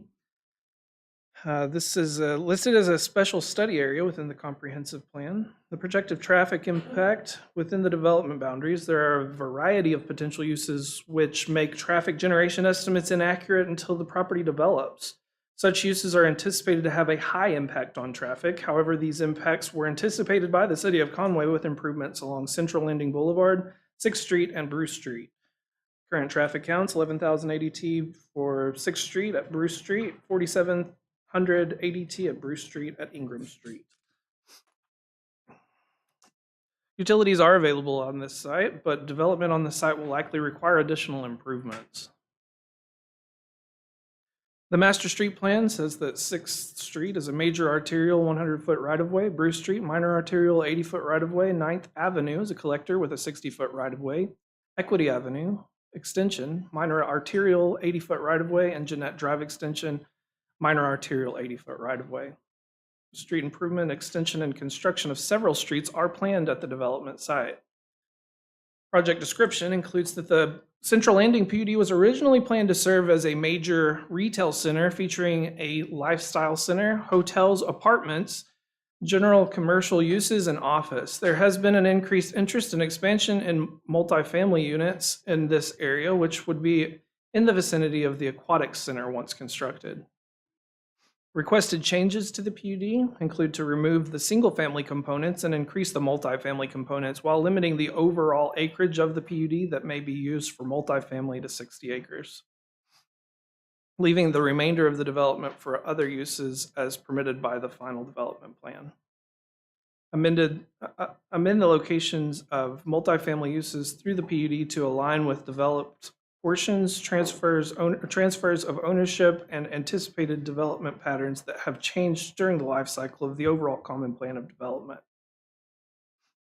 Staff comments, the proposal would remove single-family uses and expand the multifamily uses while adjusting the location and expanding allowed areas of multifamily and institutional uses. The total multifamily units allowed would expand from 700 to 1440, which would be similar in density to an MF3 zoning district while allowing mixed uses where allowed. Units already constructed within the PUD shall count towards the 1440 total units. Staff recommends approval of the PUD application, modification with the following conditions. The following conditions of approval are recommended for this development. One, I'm going to go ahead and read these since this is such an extensive. One, the following shall be further amended from the original conditions of the PUD or previously approved amendments thereof. A, amendments shall be reflected on the amended overall master plan in Exhibit C of the approval. B, single-family residential shall be removed as an allowed use. C, total multifamily units within the full PUD as seen in Exhibit A of the approval shall change from 700 units to 1,440 units. D, all development shall meet all applicable development standards and site development review as defined in the City of Conway zoning code at the time of development. E, alterations of locations of institutional and multifamily uses throughout the PUD as identified on Exhibit C of the approval are approved. And F, any additional major modifications to the PUD shall require the approval from the Planning Commission. Thank you, Chris. Any questions for Chris? Is the applicant here to speak in favor of this request? Name and address for the record, please. Corey Parks, 900 Oak Street. Chris, I don't think it's fair to say that this is a major modification because last year was a true major modification. But just based on that previous experience, I want to address a few things. One, the need for diversity in housing is unquestionable, especially as we explore. Because for me, I get the privilege of working on behalf of our city to attract people and the folks that are going to employ them here. But through COVID and even before COVID, quality of place and people choosing where they live before choosing where they work has only increased. And so with that, we need to have available housing. Unfortunately for folks, majority of folks, the rising cost of real estate makes it difficult to own property. And there's some people that that's not a preference of them. They purely want to rent because it allows them the flexibility that they would not have otherwise. Because some would say that if you're not going to own a house for 2 years, then you shouldn't own a house. Give you a person example. I bought a house that was traditionally considered a first-time homeowner's house in 2016 for $150,000. That same house is now $220,000 if you were to buy it. So that makes it difficult for people to purchase property. So our goal with modifying this, and actually I think it makes it more restrictive than what we did before. Some of it will be controlled by economics, because for instance, if you look on the frontage of 6th Street, previously you could do multifamily there. So what we did with this process, because with your predecessor, I tried to do this to think about every version of what could or would happen at Central Landing. However, one little hiccup that we missed was that the proposed allowable meant the maximum allowable number of units.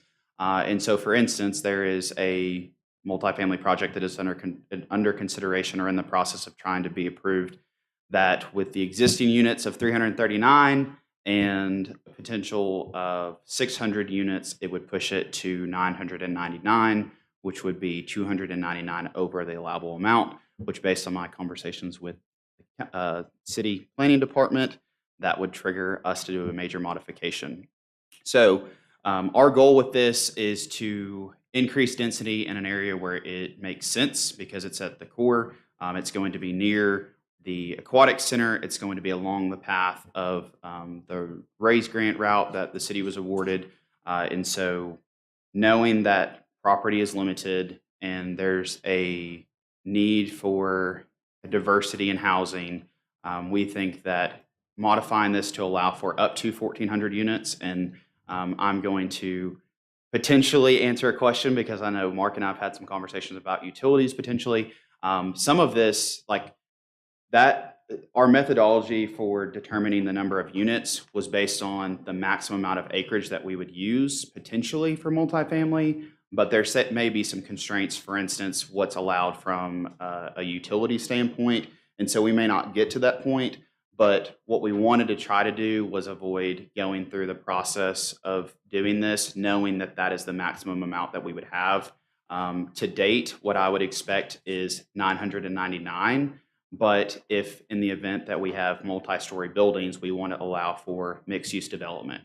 And so originally it was tied to acreage, and that was kind of the thought process. But then after looking at it and knowing that there might be a 3-story building that has commercial or retail on the bottom with residential on the 2nd or 3rd floor, maybe just on the 3rd floor, we would be restrained from that based on an acreage standpoint. So we based it on units. And so happy to answer any questions. But I think as a growing city, a young city, it is much needed for us to have a variety of housing. And so the type of units that we'll have here, because I don't know that that's been addressed in this and what we've shared previously, it's 1 and 2 bedroom units in a range of, I think, 950, and I'm going to pull my notes so that way I don't misquote, 950 to 1125. And so that's going to be, on average for our rents in Conway, I think that's about $80 more. And so it's going to be at market or slightly above market rate housing. The quality of them will be in line with, I would say, probably what exists within the market is somewhere between Centerstone and Fontainebleau. And talking with the developer that initiated the need for us to change the number of units, they want to have something that is high quality, that they are going to ensure that people who are living there are going to be folks that want to abide by their rules. They have very restrictive policies. For instance, we had a conversation about smoking. If a resident is caught smoking in a unit, then there's no tolerance. They are immediately kicked out.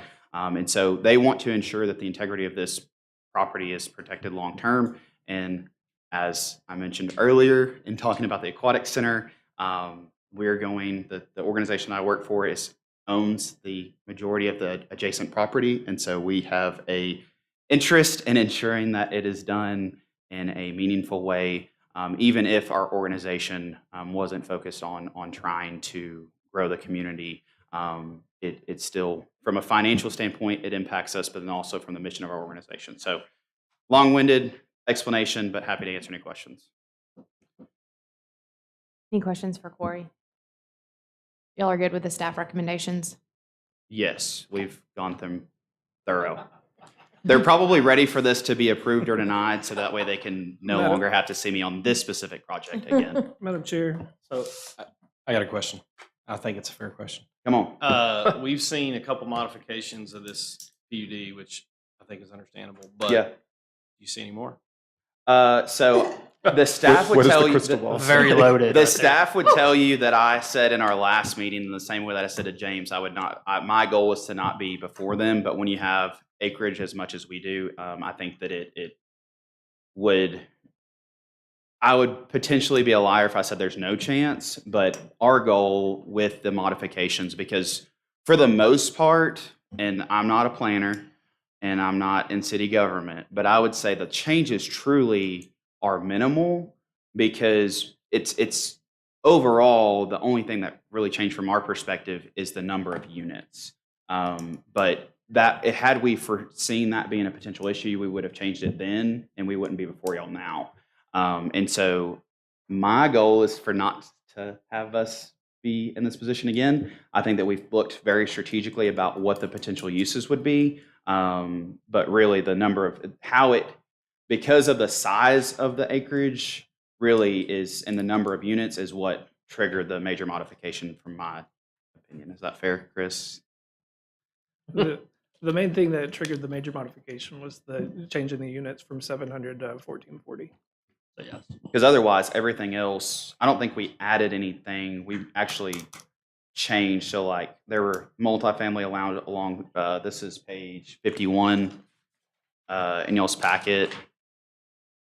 So if you look at the side-by-side, like multifamily was allowed on the frontage and single family. Other than that, it's fairly true to, actually there's one addition.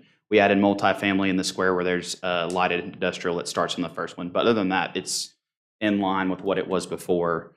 And so I would say it's a minor change, but. We'll just agree to disagree. How about that? Not to beat a dead horse. Madam Chair, I did have one thing to add. Go ahead, this. Chris. On requested changes, the first bullet point states remove the single family components and increase the multifamily components while limiting the overall acreage of the PUD that would be used for multifamily to 60 acres. I would point out that this is actually a Scribner's error in the staff report. We actually should have omitted from the word while limiting the overall acreage of the PUD that may be used for multifamily to 60 acres. That portion of it was an early consideration during our discussions. However, we opted to allow the incorporation of the 1440 units over the area as needed. Chris. Any other questions? They go to the batter's box. Probably, yes. Okay. Can I get you to stop that timer because it's about to ding for us? Is anyone here else to speak in favor of this request? Seeing no one. Anyone to speak in opposition? Come on, sir. I'm Junior Parker. I'm at 205 2nd Street. That's there close. Saturday, I spent 9.5 hours talking to at least more than 50 people in the neighborhood. Everyone is opposed to the 1,440 apartments going on 60 acres. It borders on the criteria of being inhumane, and it will eventually become a ghetto that discourages people from frequenting the aquatic center. Now, is there anybody here that wants to raise a family in 60 acres that has 1,400? Is there anybody sitting here that wants to raise a family? This is about a family dwelling. All right. I don't think there is. All right. Now, people aren't going to move there because they want to. They'll move there. No one in Arkansas is going to want to live under that circumstances. The only people who would move there are people who have been evicted from a suitable living dwelling, people who are in economic distress,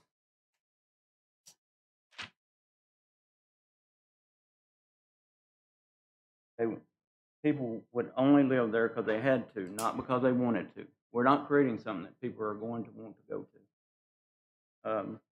All right, and this would be very unfair to the poor and the average citizen in Conway alike, both. Because what happens, all right, over on the other side of 6th Street, we have an equivalent to R2A to R2 in the areas. We have economic diversity there. All right, so if one person hits a bump in the road, they've got assistance somewhere in that neighborhood. They can help each other out. Now, you create something where 60 acres, and 60 acres is the main thing. You create 60 acres where you have a bunch of people that had rather not be there. They're only living there because they have to. They're not living there because they want to. And they're in economic distress. They will not be afforded the neighborly hospitality if they hit that bump in the road.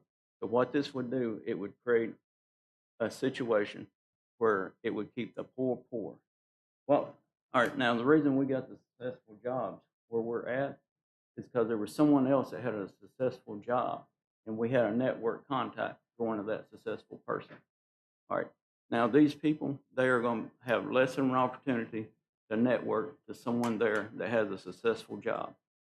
So what it is, it makes it harder for them to work themselves out of a situation like this because we're grouping them in too big of an area that is going to be low income.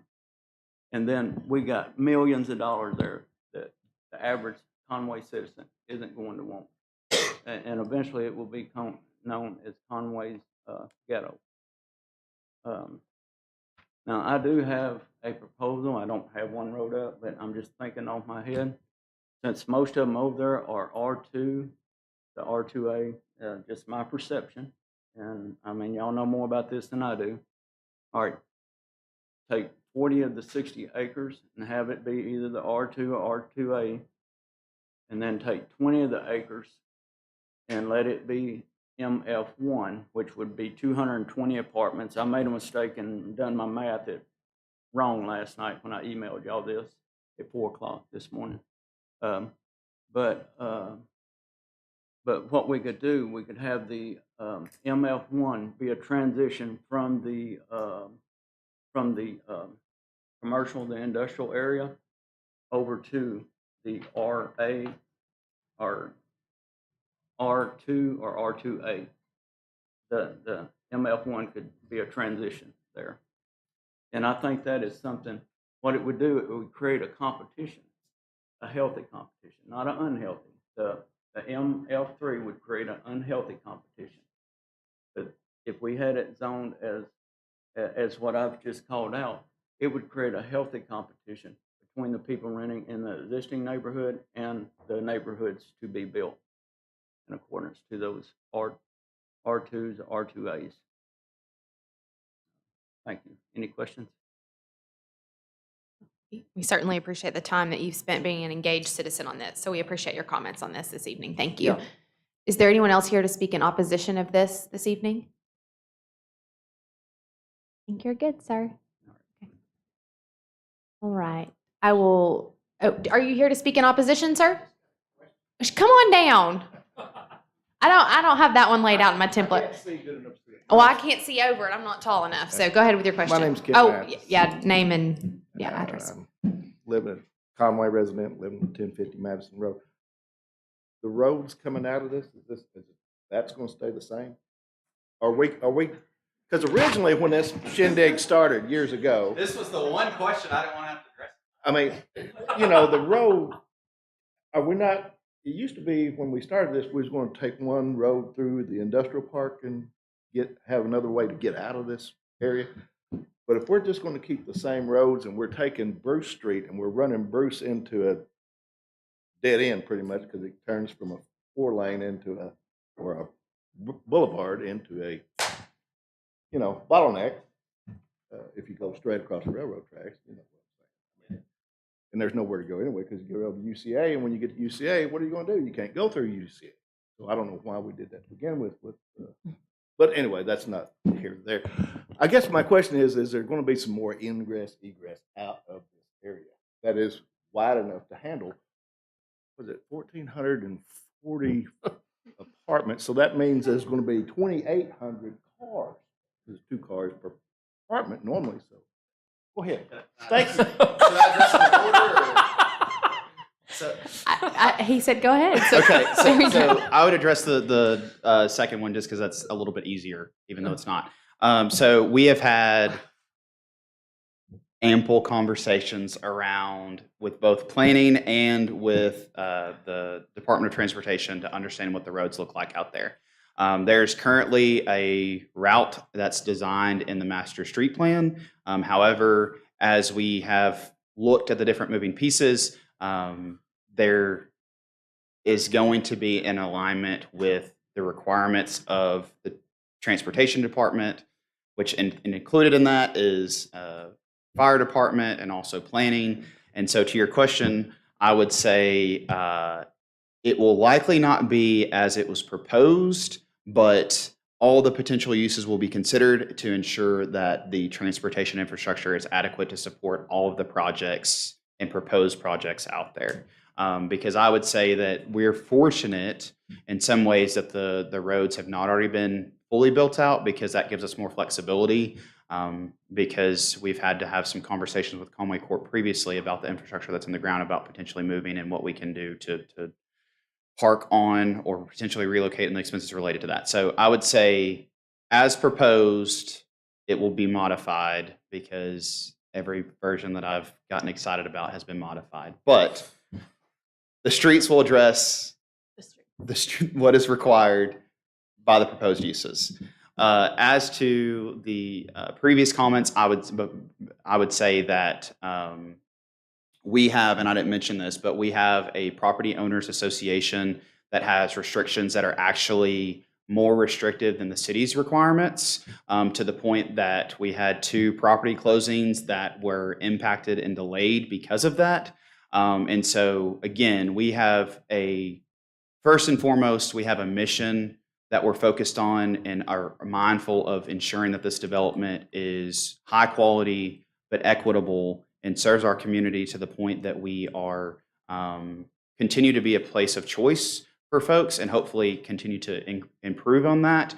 But I don't foresee this becoming a less desirable location. I actually see it being the opposite. And so I don't want to argue that fact, but just to say that this area will be protected through a property owners association, in addition to the city's requirements, in addition to the property owners that have already purchased property or in the process of purchasing property. Thank you, Corey. So we have done those to speak in affirmative and opposition. We've had questions. I'll just stick with that. Are there any other questions that have not been addressed tonight from the floor? With that, I will bring it back into commission for discussion.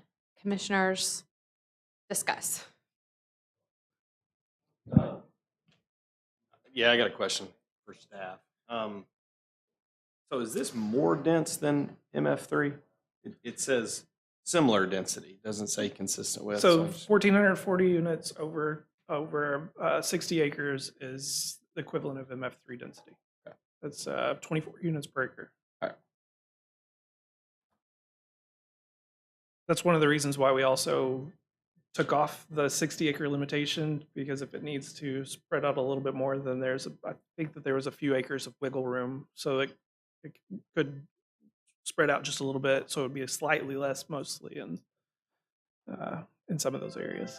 So, and I think that we also were looking at mixed use possibilities in the future. So we wanted to take those strict limitations off whenever we're talking about that 60 acres. Jensen, did you have a comment? Yeah. Sorry about my mic.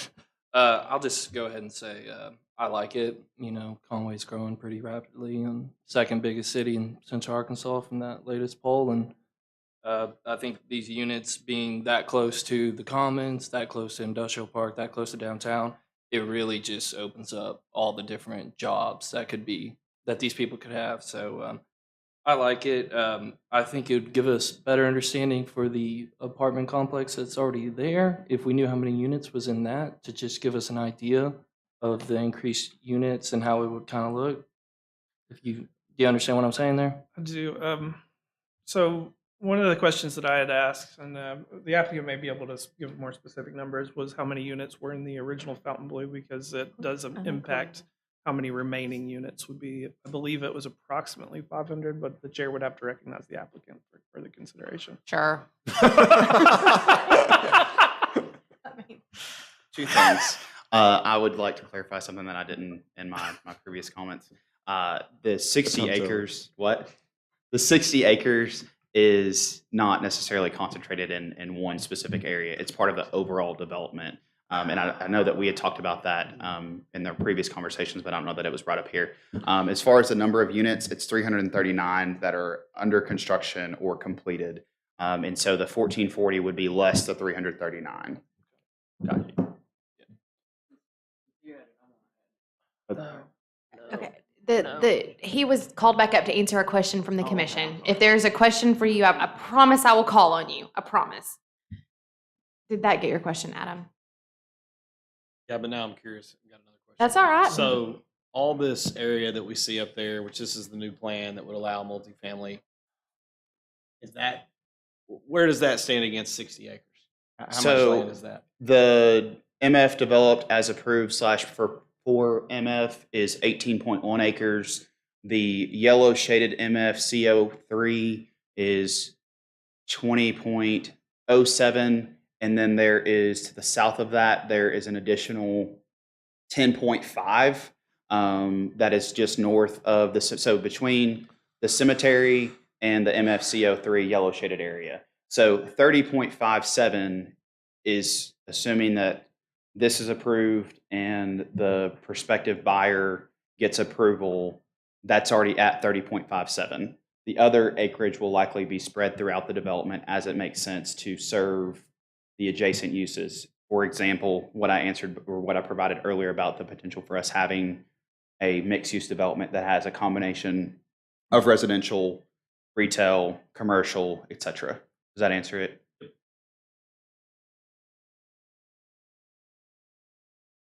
Any other discussion within the commission? I'm ready to make a motion whenever you'd like. Go ahead, sir. I would like to motion that we approve. Second. I have a motion from Drew, a second from Jensen to accept the recommendation from staff. All those in favor, please say aye. Aye. Anyone opposed? Let the record show the motion passes unanimously. With that, that concludes the public hearing portion of our agenda. We will move to announcements and additional business. I have a few, but I want to go ahead and give Chris the opportunity if you have any. No, I think some of you probably realized that that you didn't get the newsletter last month since you guys were out, and since the Planning Commission was out, excuse me, and since the Historic District Commission only had one item, I did not send out a newsletter. So you didn't. That's not an error. I just didn't send it. Well, everybody deserved a month off. So just a few things. It did feel like we kind of got one to do. My request of the team here is it sounds like when applicants are coming, if you all could just explore a process to how we get them information. I know that there have been times where we've received an enormous amount of comments, and so the logistical process to make the applicant aware of that could be extraordinarily overwhelming. And so I want to be clear that the request is not to create extraordinary work for you. I just think if there is a way that we could say that we are making the applicants aware, at least at the general vibe of some of the feedback, my request would be that staff maybe bring that to us by the October meeting. it should be some time to work out a structure that would work for you all. Just kind of what, and maybe update us in October. So, Madam by Chair, I October. can address that. Oh, okay. As the Director of Planning and Development, that would be a staff level policy that I would implement through the mayor's office, not through the Planning Commission. I just think we would like an update so we I could can understand. definitely give you an update on any policy change. The only request is an update by October on how we're going to make applicants aware that we're communicating with them. And I think it's perfectly reasonable for the Planning Commission to make said request. And then my second thing, I know it was a long night tonight. We did not have a July meeting. And so I want to thank the commissioners. We've had excellent attendance from you all, great engagement, good dialogue, fantastic questions. And so I just want to recognize the work of the commission this evening.